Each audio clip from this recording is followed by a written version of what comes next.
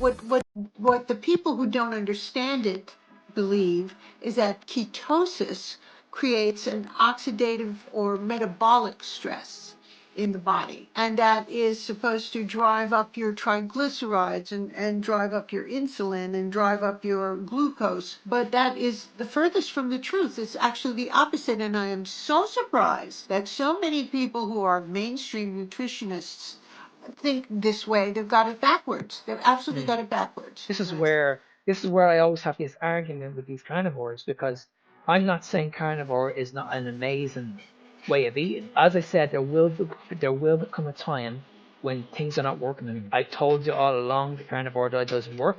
You just find a different route. As healthy as you can be, your gut is healthy, your lipids are healthy, and the old school learning doesn't apply anymore. We're a whole new crowd. A lot of the standards that we have, like the A1C range of normality, is all based on people who eat carbs. And Bickman says this too.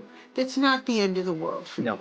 And no. if your blood glucose is slightly elevated, if your A1C goes up, that doesn't mean what it used to mean if you are a continuously ketogenic carnivore. So you're telling me that your A1C is high. In order to bring your blood sugar down, we need to add in more carbohydrates, more sugars. We're fear-mongering these people and thinking that this is the issue when it's not the issue. Carnivore is great for healing, but there's gonna come a time when you're like 6 months into this or a year, and things are gonna stall. And this is where I feel you need to track. When we hear at the moment that everybody needs to be on a high-fat diet, when he talks about this, he doesn't know what he's talking about.